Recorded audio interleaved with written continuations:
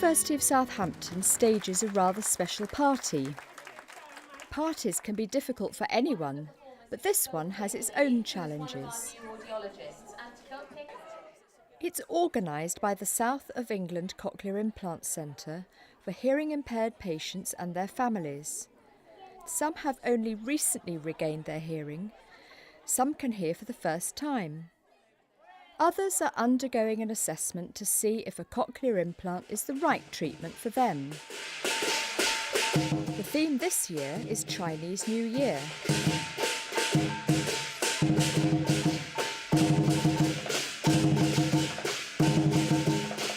The South of England Cochlear Implant Centre has been implanting deaf patients since 1990.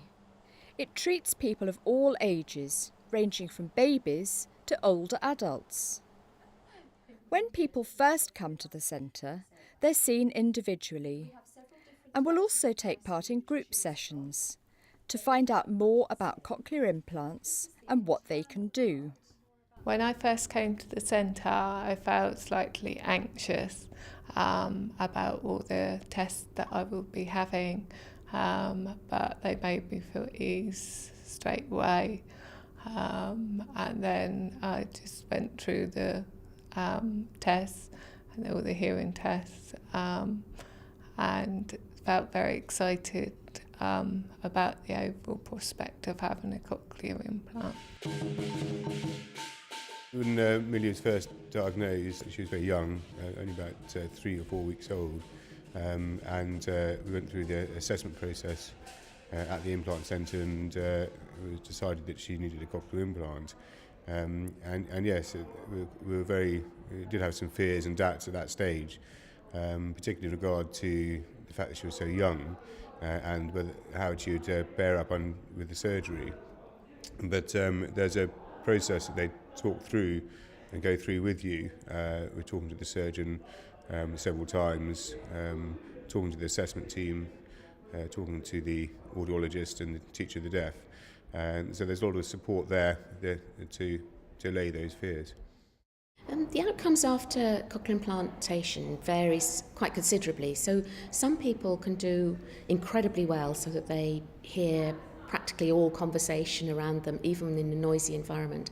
And some people find it harder to hear in those sorts of circumstances. And the reason why it varies is because people have got different levels of hearing before they become deaf, and the reason why they became deaf may vary as well. And those two things can make a huge difference.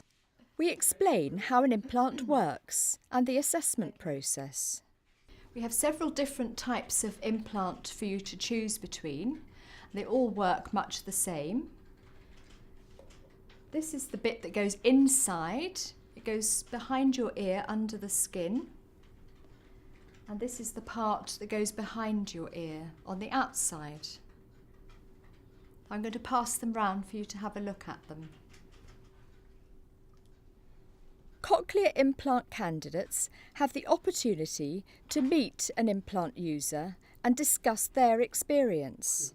Both Lucy and I wanted to talk to somebody who had a cochlear implant, and they have a contact group that you're invited to attend, and you get to meet adults who've got cochlear implants and ask them questions about the process and how they find it. Was it an easy decision for you to go ahead with the cochlear implant? It takes a lot of thought and consideration, but yes, it was an easy decision because I'd thought about it for quite a while. There were lots of opportunities to ask questions, meet people that had one, and that was really helpful in making the decision. Did you feel at all anxious before the operation? Yes, I was anxious, I can't say I wasn't, but I felt very well supported really, which made all the difference. Patients are offered a choice of implants made by different companies.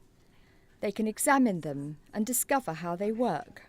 So during today's session, we're going to be discussing the 3 different devices that we are using. In most cases, you will choose which one you would like to have, but there might be some instances when the surgeon will choose which one to have. I'll talk about the internal part, the implant, which goes in your ear. And we'll also go through how the external part, the speech processor, actually works. And I can also send them around the table so you can have a play with them and see also how they fit behind your ear.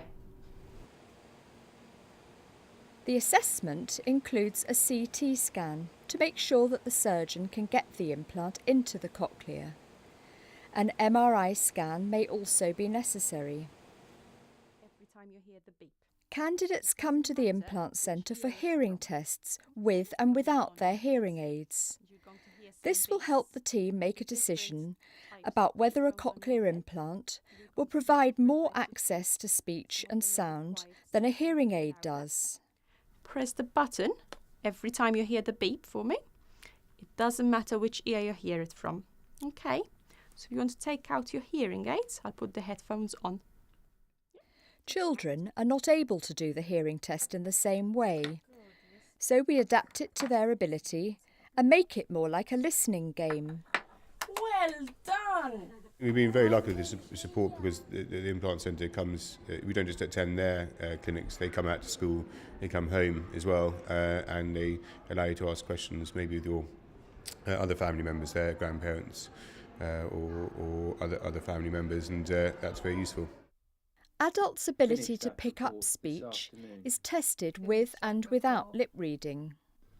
Do you think the ice on the roads will melt by this evening? Do you think the ice melt this evening? Many people find lip reading useful when they lose their hearing. The audiologist will examine how the hearing aids help the candidate understand speech with and without lip reading.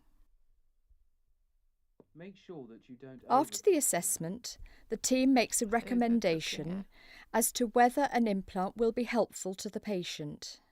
Overjoyed when I got the letter to say that I was allowed to have the operation. Anxious, the thought of going through the operation, but knowing the outcome would be the outcome I want. Paul had his operation yesterday. Mr. Mitchell takes the bandage off to check the healing process. How are you feeling? A little bit tired, just like this one, but pretty good, all things considering. That's to be expected.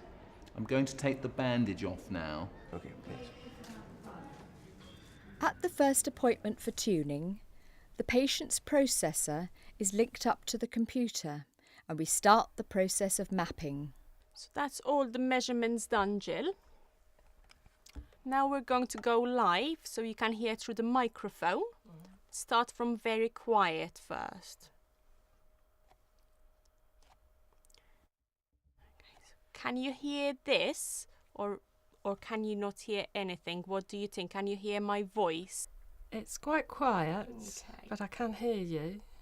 How does my voice sound?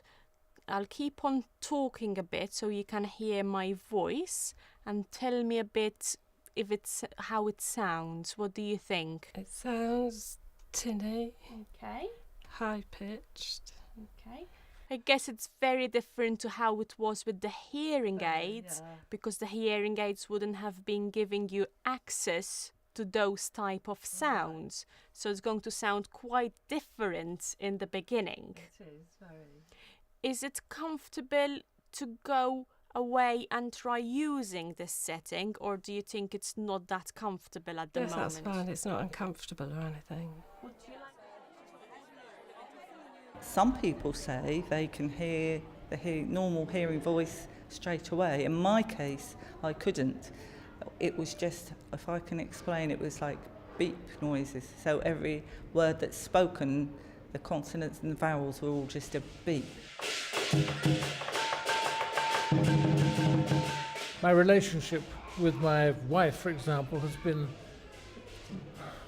overhauled, I would say, rejuvenated, and things had gotten really quite difficult in communicating, and lack of spontaneity. A lot of patience over a lot of years. It had worn a little thin sometimes. So there's been a tremendous amount of psychological lift. He is a different person. We are more spontaneous together, and we can now share a joke. It's a wonderful experience to see him hearing properly. Family meal times are much more pleasant because we can hear conversations and listen, as long as there's not too many of us, that is. And that is wonderful, to be able to hear what they're saying again, and you don't feel excluded, which is what can happen if you can't hear. Being able to hear the children better has improved my confidence as a parent. My relationship with Mum has changed dramatically. She can hear me better, I can talk to her on the phone now, and it's just generally more fun to talk to her. When my mum was washing up at home maybe, and I was sitting behind her, she would ask me a question like, how did you do at school? And I'd say, what, pardon. But now, and she had to turn around and I had to lip read her. But now, when she's washing up, I can just hear her much better, and it's changed my life. I don't feel so isolated, and I feel like my personality comes out a bit more at work. And certainly my colleagues have said they found it a lot easier to work with me. It's been tremendous, really tremendous. But it's not very good in background noise, and people that are planning or hoping to have the implant have to realise it's not something that restores your hearing as a normal person, but it's still well worth it, and I've never regretted, and nor has my daughter, for 1 minute having the operation. It's just a miracle, really. The most important things to me are to be able to hear my children.